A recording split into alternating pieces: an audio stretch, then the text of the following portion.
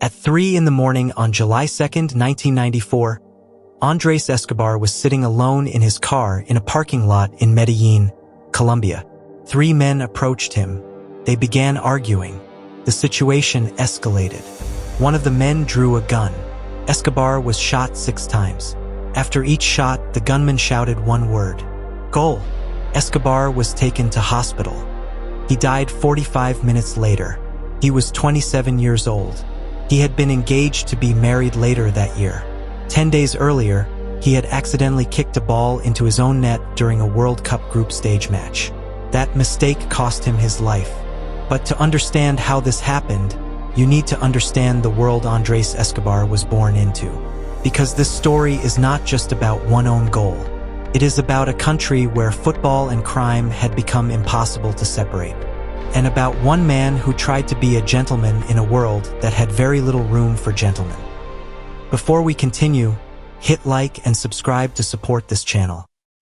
Andrés Escobar was born on March 13, 1967, in Medellín, Colombia. He grew up in a football-obsessed city that was also being slowly consumed by drug money and cartel violence. Yet somehow, from the very beginning, Andrés seemed untouched by the darkness around him. He was quiet, disciplined, deeply religious. He went to Mass every morning with his mother before school. His teammates described him as calm in situations that made others anxious. Opponents respected him because he played hard but always played clean. They called him El Caballero del Fútbol, the gentleman of football. He joined the youth academy of Atlético Nacional at 18. By 19, he was making his senior debut. And the club he joined was already deeply embedded in the most dangerous era Colombian football had ever seen. Because while Andrés was learning to be a professional footballer, another man named Escobar was quietly taking over the sport. Pablo Escobar had no relation to Andrés, but the two shared a city, a club, and ultimately a tragedy that bound their names together forever. Pablo Escobar was the head of the Medellín cartel, at one point the 7th richest man on earth. He was obsessed with football. He poured cartel money into Atlético Nacional, built stadiums in poor neighborhoods, and used the sport to manufacture a public image that might distract from the cocaine empire beneath it. He was not alone. At least 6 Colombian clubs had direct connections to cartel money. The Cali cartel backed America de Cali. Drug money paid wages, hired coaches, and kept Colombia's best players from leaving for Europe.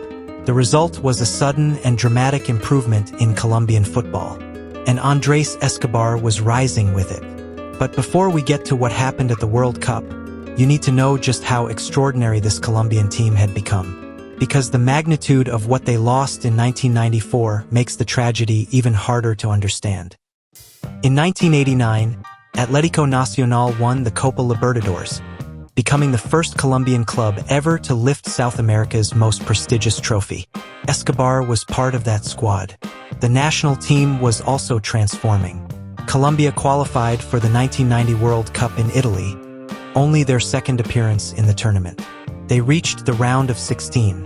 It was a step forward, a signal of what was coming. Then came the qualifying campaign for 1994.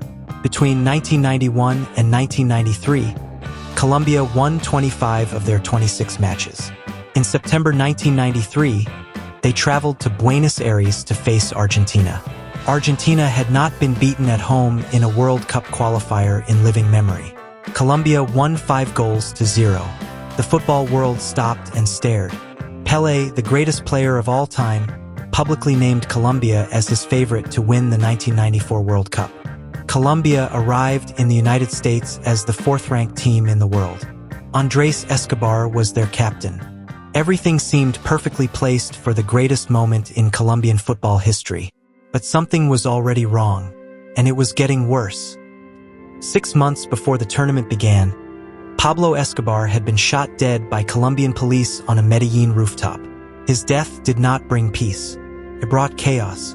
With the cartel leader gone, the criminal networks that had operated under him fragmented. Violence that had been channeled through one organization now had no direction. The city became more dangerous, not less. And Colombian football was caught in the middle of it.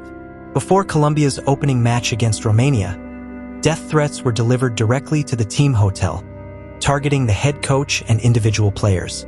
Cartel-connected gamblers had enormous sums of money wagered on the tournament. Losing was not simply a sporting disappointment for these men. For them, it was a financial catastrophe. Colombia lost their opening match to Romania 3-1. The pressure inside the squad became almost unbearable. The next match was against the host nation, the United States.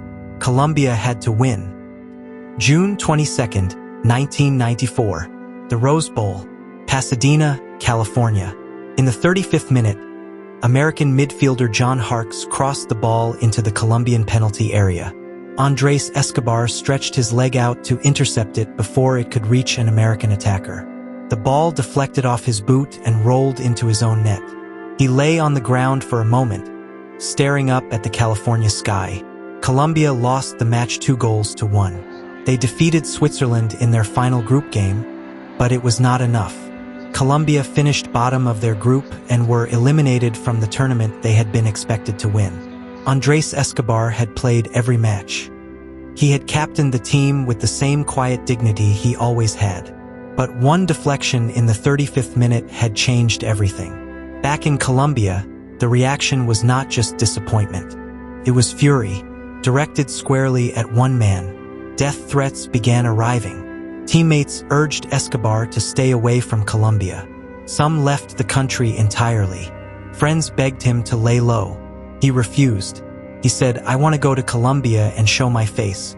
Before flying home, he wrote a column in the newspaper El Tiempo.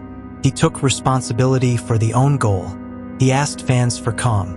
He wrote that the tournament had been a phenomenal experience unlike anything he had felt before. And then he wrote the sentence that would haunt everyone who read it. "We will see each other again soon, because life does not end here." On the evening of July 1st, 5 days after Colombia's elimination, Escobar went out with friends in Medellín. They visited a bar in the El Poblado neighborhood, then a liquor store, then arrived at a nightclub called El Indio. At some point during the evening, an argument broke out with a group that included brothers Pedro David and Juan Santiago Galán, known figures in Medellín's criminal underworld. The Galán brothers were heavy gamblers who had reportedly lost enormous sums of money betting on Colombia's World Cup matches. As the night wore on, Escobar's friends drifted away. At approximately 3 in the morning, he was alone in the parking lot, sitting in his car.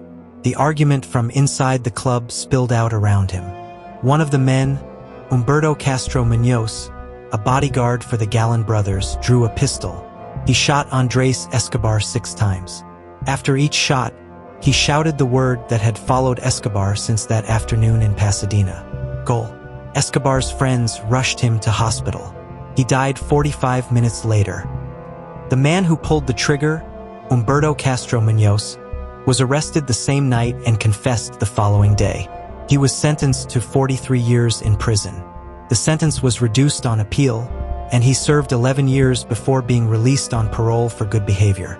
The Galán brothers were charged as the masterminds behind the killing but were acquitted in 1997 due to insufficient evidence. Whether Escobar was killed specifically because of the own goal or because of a broader dispute that escalated fatally that night has never been fully established. What is beyond dispute is what the murder did to Colombian football. It destroyed it. Players quit. Coaches resigned.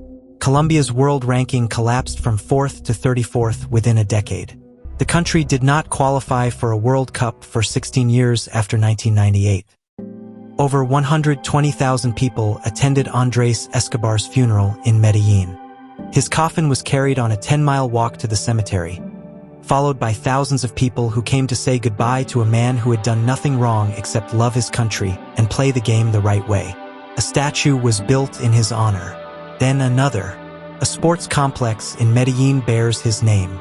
His family founded a foundation to give disadvantaged children the chance to learn football, continuing the work he had given his life to.